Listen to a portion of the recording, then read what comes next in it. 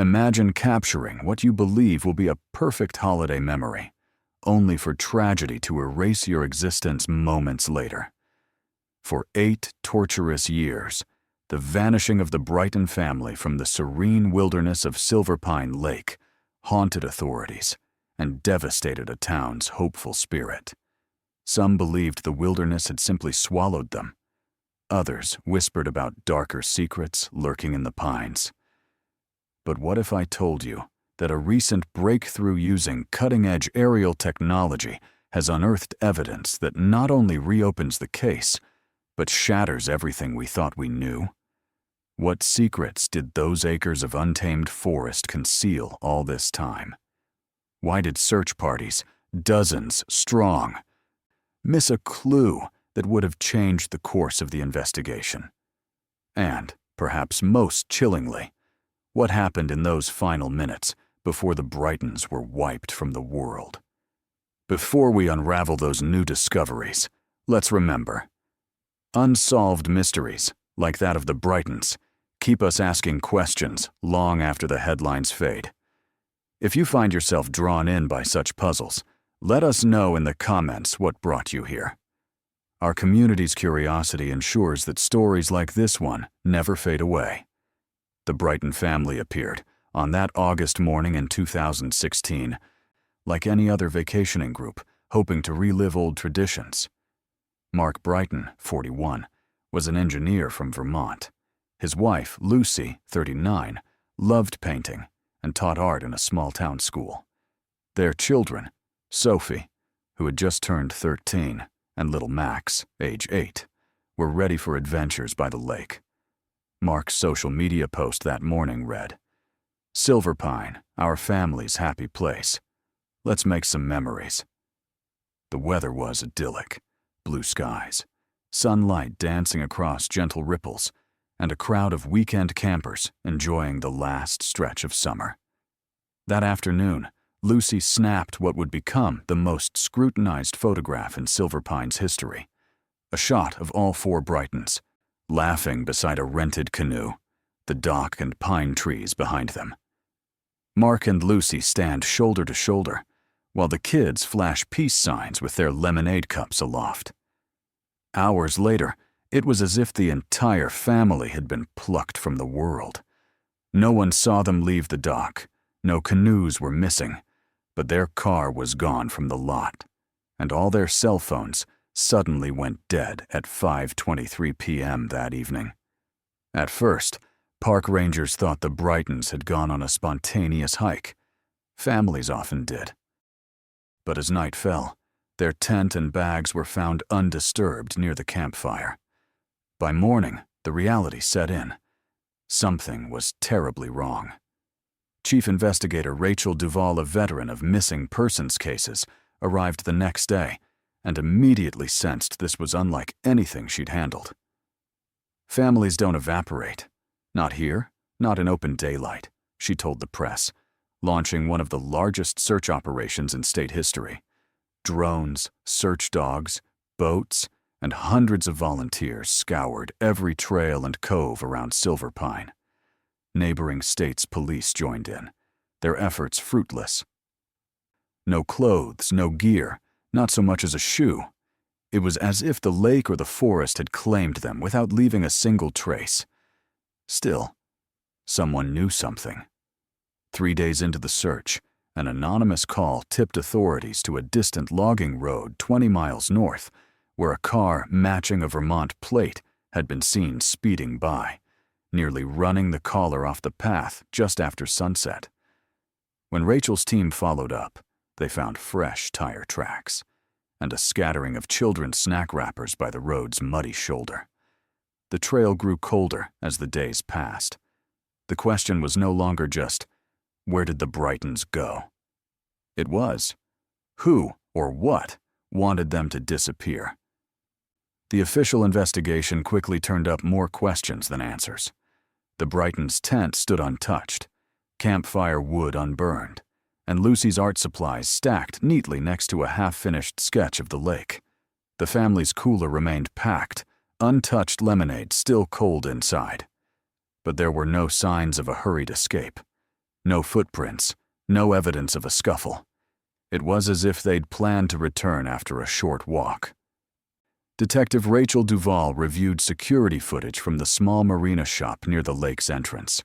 At 5:03 p.m., Mark Brighton was seen buying marshmallows and chatting with the elderly cashier, joking about the perfect night for stories. Sophie and Max trailed behind, spinning a rack of postcards. Then, at 5:10 p.m., the entire family walked back toward the dock, Sophie snapping photos of ducks on her phone. That was the last confirmed sighting. The marina's cameras went dark moments later, an unexplained outage that would become a vital clue. By evening, the Brightons' silver minivan rented, like the canoe was missing from its spot. Authorities put out alerts to neighboring counties, and patrols monitored all roads, but the van never surfaced. Out of desperation, Lucy's sister posted on social media, pleading for any information, her message quickly going viral. The mystery of the missing Brighton 4 drew major news attention within days, spawning theories from tragic accidents to abductions or something even stranger rooted in the folklore of Silverpine. Forest became rumor-fueled. Some locals swore that the woods around Silverpine Lake had a history. Campers who vanished, strange lights at night, and whispers of an unsolved disappearance decades ago never fully explained. Meanwhile, Detective Duval drilled into Mark and Lucy's backgrounds. No affairs, no debts, no criminal ties. Parents and kids equally normal, friendly, and stable. Lucy's art students described her as patient and joyful. Mark's engineering colleagues used words like dependable and family man. The only secret was that there were no secrets. Yet that made the case even more chilling. 6 days in, a new detail emerged that electrified the investigation. A pair of hikers found, miles from any trail, a sun-bleached map with the Brightons' name written on it. The map was torn, muddy, and marked with a red circle around a lonely inlet on the lake far from the main campground, accessible only by boat or a rough logging road. Investigators combed the area, but thick vegetation and flooding from summer rains made the search slow and dangerous. As weeks passed, dozens of tips poured in, supposed sightings of the family at gas stations, rest stops, even a bakery, 2 states away. All dead ends. Authorities, frustrated, launched a fresh campaign, offering a reward and promising that any information, no matter how small, might be key. Yet for 2 long years, there was nothing but silence and heartbreak. It would take a new kind of witness to break the case wide open, not a person, but a machine, scouring the tangled wilds where humans could never go. It wasn't until the summer of 2018 that hope flickered back to life. Liam Howard, a 29-year-old land surveyor with a passion for aerial photography, was contracted by the state to map tree disease damage around Silverpine. With his state-of-the-art drone, Liam scanned the wild terrain in intricate patterns, logging every rock, clearing and forgotten logging trail. On a sultry afternoon in late July, reviewing high-resolution footage, Liam paused at something unusual deep within the overgrowth north of the lake, a brief angular flash among the green tapestry. He zoomed in, adjusting sharpness and contrast, and caught his breath.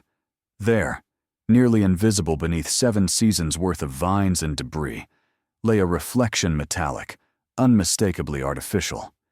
The shape was boxy, rounded at one end, streaked with mud and moss. Liam quickly cross-checked the area's records. No old junkyards, no sanctioned dump sites. Without hesitation, he reported his find, forwarding coordinates and drone footage to the authorities. Detective Duval, now a captain, led a tactical team into the dense brush. After hours of hacking through thick undergrowth, guided by GPS, they found what could only be the missing Brighton minivan. collapsed inward under fallen branches, battered, but whole. The scene was haunting. The vehicle's windows had shattered outward. Moss and young saplings grew through openings in the frame. Inside, police found children's backpacks, a water bottle shaped like a dinosaur, Lucy's ever-present sketch pad, stained and warped, yet no sign of the family themselves. The car had been expertly concealed. Tracks suggested it had been driven off the main road and then abandoned deliberately. Forensics found faint traces of blood on a seatbelt, and, chillingly, several torn pieces of duct tape stuck to the carpet. In the glove box, a phone SIM card that didn't belong to the Brightons. The area was sealed off. Search dogs combed every inch. But if the Brightons had ever been there, nature had long since swallowed all evidence. But the discovery reignited the investigation, especially when Liam's drone footage uncovered something else. Panning out over the route from the van's hiding place, a pattern of disturbed earth caught his eye. A narrow, flattened path winding deeper into the shadowed forest, too straight to be an animal track. Detective Duval ordered a detailed ground search along this ghostly trail. What they would discover would make the world wonder. Had someone been watching the Brightons that day? And had the clues always been right under their noses? The discovery of the van threw the investigation into overdrive. National media returned to Silverpine, and the Brighton family's story once again dominated headlines. Detective Duval expanded her team, bringing in FBI profilers, canine units, and forensic botanists to study every inch around the ghost trail leading from the abandoned vehicle. For days, ground crews, sometimes up to 30 strong, battled thick undergrowth, swarms of insects, and summer storms. Bit by bit, they followed the barely visible trail, noting crushed leaves and bent saplings long since overgrown. Mile after mile, it wound further from the nearest road until the searchers reached a small, stagnant creek bordered by mossy stones and ancient trees. There, in the mud, they found a weathered, half-buried object, Mark Brighton's Vermont driver's license.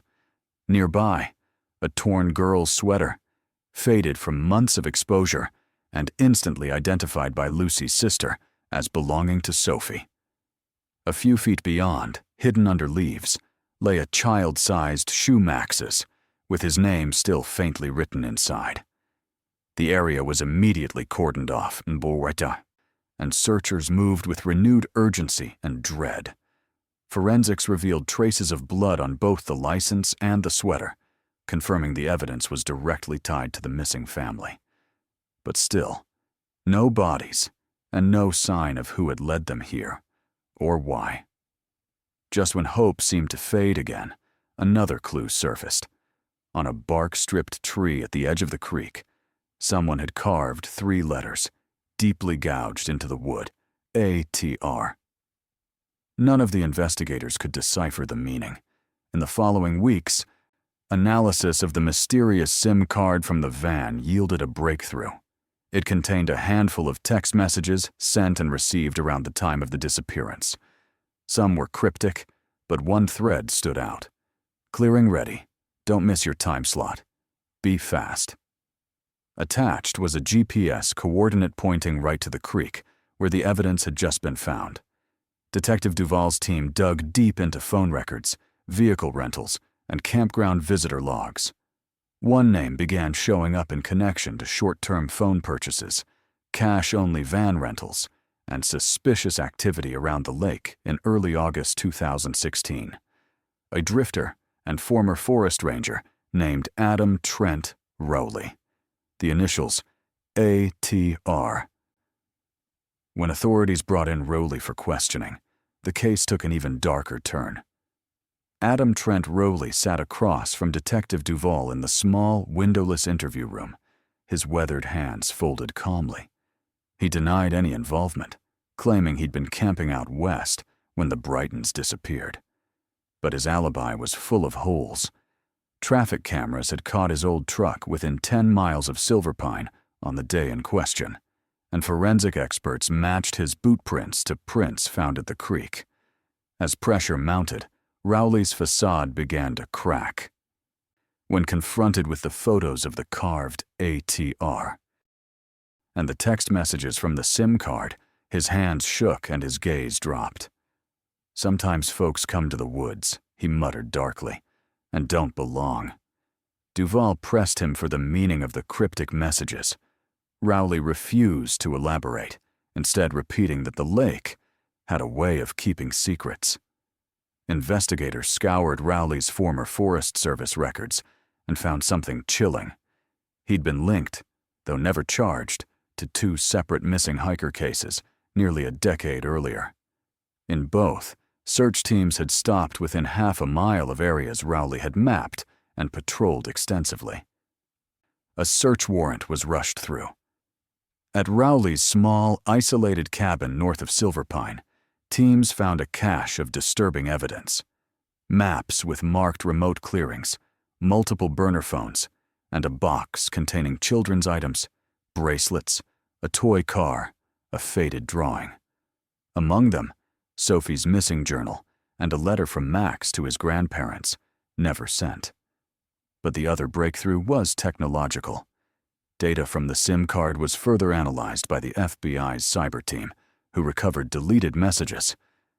One was clearly from an accomplice, confirming, "Rowley, I'm only taking what's owed. We finish tonight. Then I disappear." Police now knew they were looking for a second perpetrator.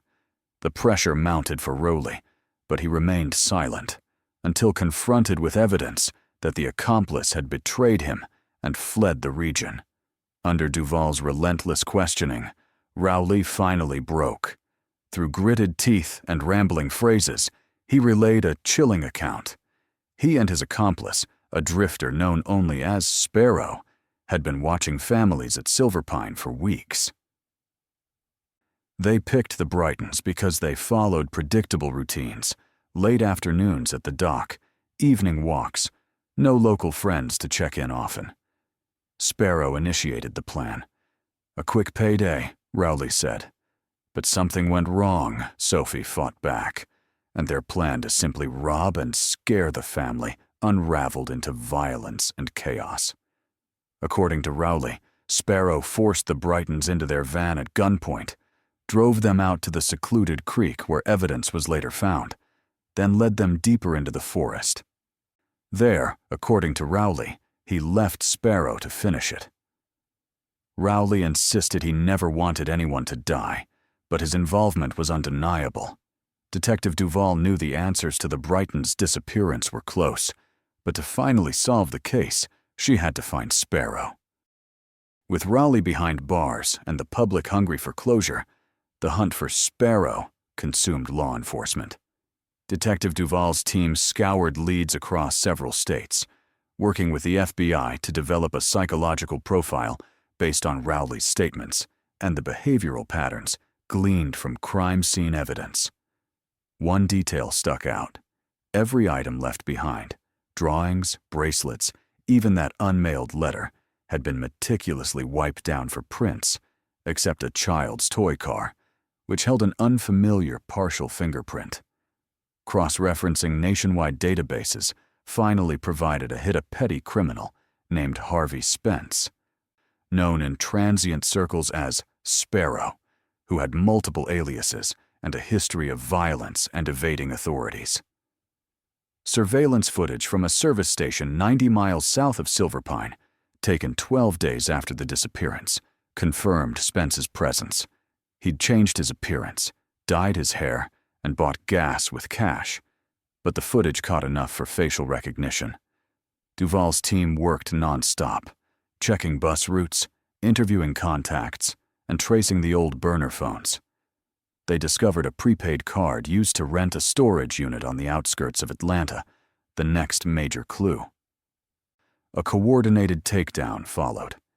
When agents opened the storage locker, they found a battered duffel bag.